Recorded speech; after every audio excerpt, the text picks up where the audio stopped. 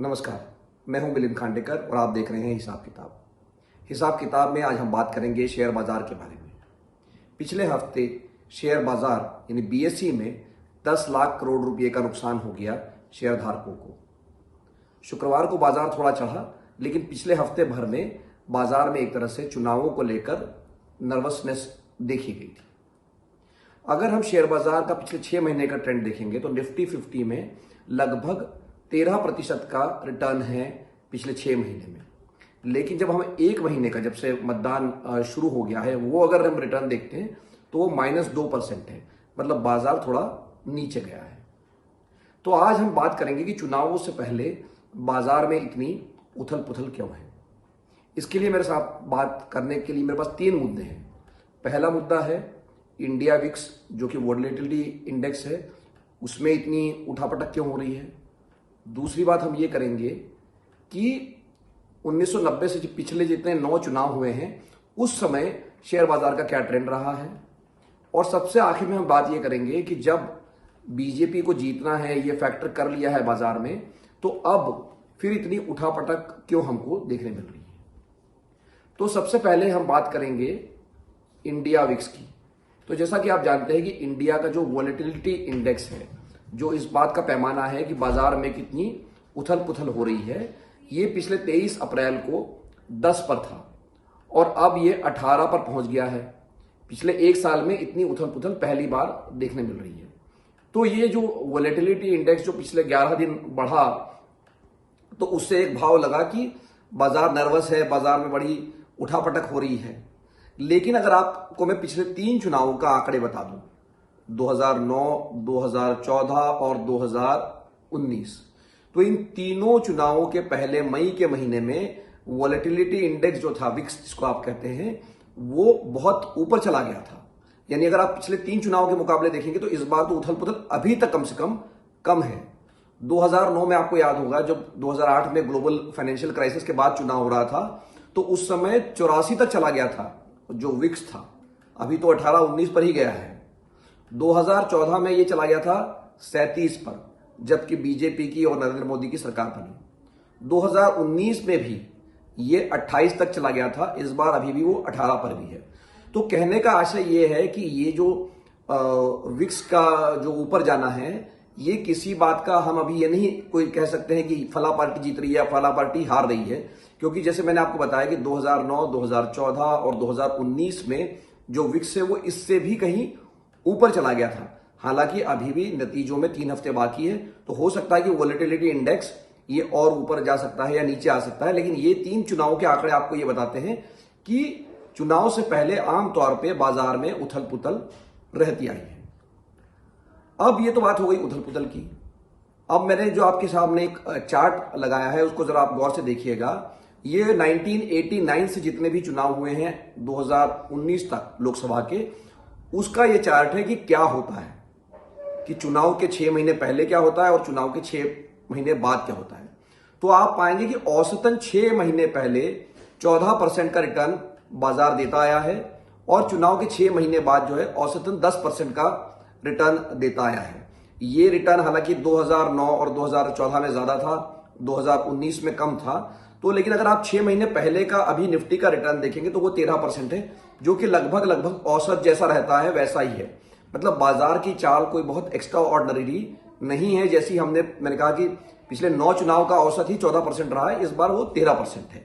और अभी भी मैंने कहा कि अगर चुनाव नतीजों में कम से कम 3 हफ्ते बाकी है। तो जैसे मैंने कहा विक्स में, कि विक्स पहले 3 चुनाव में उसमें भारी उथल पुथल रही थी, अब की बार से ज्यादा रही थी। या दूसरी बात, अगर शेयर बाजार में भी जो हमको रिटर्न अभी 6 महीने का अगर हम देखेंगे तो वो लगभग वैसा ही रहा जैसे कि हमने पिछले चुनावों में देखा था। तो अब सवाल ये है आखिर में कि शेयर बाजार ने ये मान ही लिया था कि बीजेपी की सरकार बड़ी आराम से बन रही है, तो ये फैक्टर भी हो गया था। लोग बार बार कहते थे कि नहीं, बाजार ने तो ये फैक्टर कर लिया कि बीजेपी की सरकार तीसरी बार बन रही है। तो फिर ये जो है ये उठापटक इतनी क्यों हो रही है, अगर ये मान ही लिया था तो। और ये खास करके जैसे मैंने कहा कि पिछले 1 महीने का रिटर्न नेगेटिव चला गया है। जब से मतदान की शुरुआत हुई है तब से बाजार में थोड़ी एक तरह से हलचल रही है। तो मैंने दो जो कोट है या दो लोगों के जो एक्सपर्ट्स है उनके ओपिनियन में आपके साथ साझा कर रहा हूं।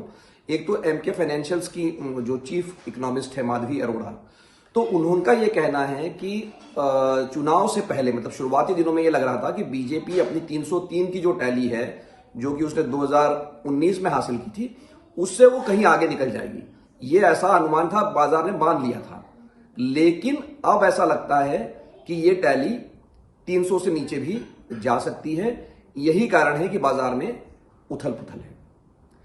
इसी तरह से जो दूसरा एक और रिपोर्ट आई है फिलिप कैपिटल की, उनकी रिसर्च रिपोर्ट में यह कहा गया है कि 400 पार का जो नारा दिया था प्रधानमंत्री नरेंद्र मोदी ने एनडीए के लिए या 370 पार बीजेपी के लिए, तो ये रिपोर्ट ये कहती है कि 400 पार तो अनलाइकली है, ये ऐसा होता हुआ हमें दिख नहीं रहा है।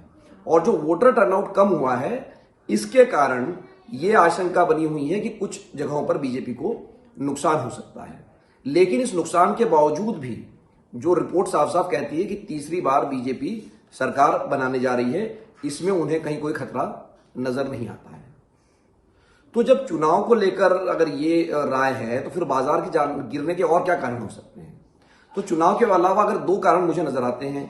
एक तो यह है कि जो FIIs है, मतलब जिनको हम विदेशी निवेशक कहते हैं, उन्होंने अकेले मई के महीने में 17,000 करोड़ रुपए की बिकवाली कर दी है। उन्होंने फरवरी में शेयर खरीदे थे, नेट बायर थे, मार्च में भी नेट बायर थे, लेकिन अप्रैल से उन्होंने बिकवाली शुरू की और मई में भी उन्होंने अब तक, अभी तो सिर्फ 10 ही दिन की ट्रेडिंग हुई है अगर, तब उसमें भी उन्होंने 17,000 करोड़ रुपए का माल बेच के वो चले गए हैं। तो क्या इसका कारण चुनाव है? ये हमें पता नहीं है। लेकिन जो बात मैंने अखबारों में और भी जो रिपोर्ट्स पढ़ी है उसमें यह कहा गया है कि भारत का बाजार FII को लग रहा है कि वो ज्यादा ओवर वैल्यूड है, इसलिए वो भारत में शेयर बेच रहे हैं और हांगकांग और चीन में शेयर खरीद रहे हैं, क्योंकि वहां का जो PE रेशो है, वहां का जो वैल्यूएशन है वो कम है, तो उनको वहां पे मुनाफा ज्यादा कमाने का स्कोप दिखता है। ये एक कारण है। लेकिन ये बात साफ है कि बाजार की गिरावट का एक कारण FII की जो बिकवाली है वो भी है।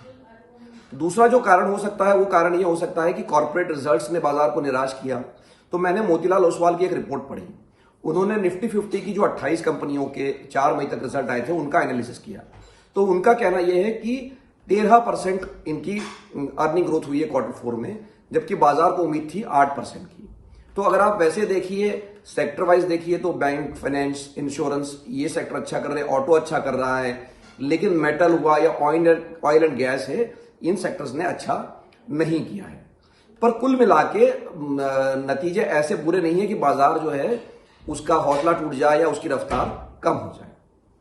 तो कहीं ना कहीं बाजार में ये जो उथल पुथल है उसका कारण चुनाव हो सकता है। लेकिन जैसे कि हमने देखा विक्स 2009 में भी ऐसे ही चला था, इससे ज्यादा चला था 2014 में भी, 19 में भी, और बाकी भी मार्केट का ट्रेंड क्या रहता है मैंने आप लोगों को बता दिया। सबसे आखिर में मेरी तरफ से एक वैधानिक चेतावनी, मैं शेयर बाजार का कोई एक्सपर्ट नहीं हूं। शेयर बाजार में अगर आपको निवेश करना है तो आप सेबी सर्टिफाइड किसी निवेशक सलाहकार से सलाह लीजिएगा। ये वीडियो सिर्फ आपको जानकारी देने के हिसाब से बनाया गया है। आपको ये वीडियो अगर अच्छा लगा तो लाइक कीजिए, शेयर कीजिए, और अगर आपके कोई सवाल है तो वो हमें कमेंट बॉक्स में भेजिए। हम अगले हफ्ते उसका जवाब देने की कोशिश करेंगे। धन्यवाद और नमस्कार।